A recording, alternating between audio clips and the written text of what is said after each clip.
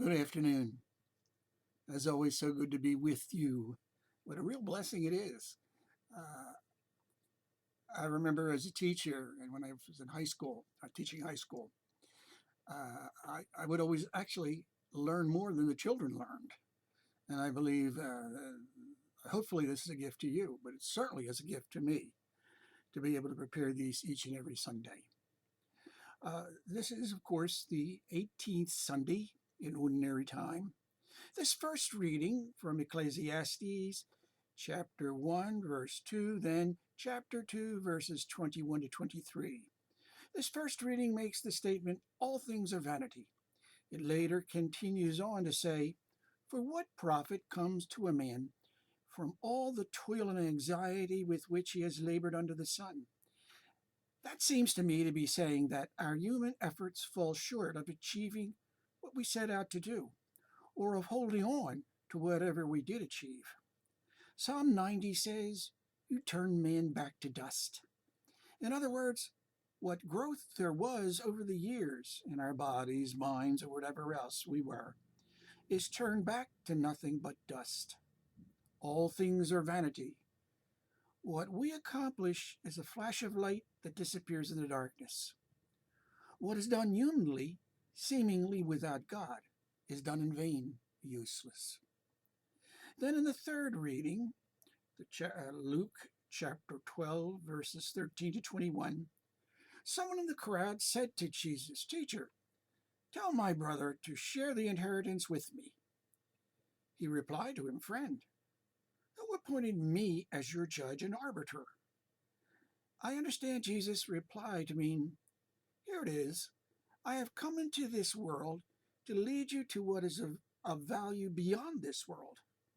You, however, insist on clinging to what is worldly and ignoring what is eternal. The desire for worldly goods or greed are blinding to what is eternally good. Filling up with the goods of this world will leave little or no room to have the life-giving presence of our God, who makes us to be the good person we need to be to inherit eternal life.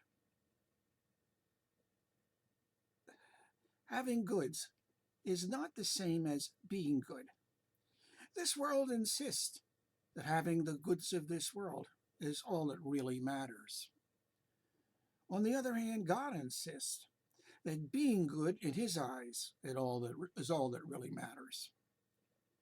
In the end, all this world can give us is the rot or decay of the grave. In contrast, God gives us the eternal and glorious life that flows from his love for us.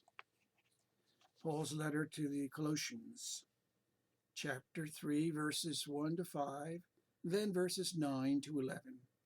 Think of what is above, not of what is on earth. Our baptism commits us to living a heavenly, God-filled life, while still living physically here on earth. We have chosen to be infinitely more than just Homo sapiens, just another animal of this world, born here to terminate in a grave here. For you have died, and your life is hidden with Christ in God. When Christ your life appears, then you too will appear with him in glory.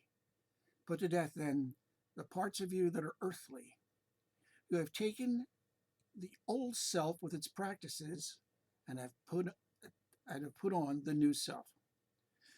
That new self is still located in this world, but now without this world as its life.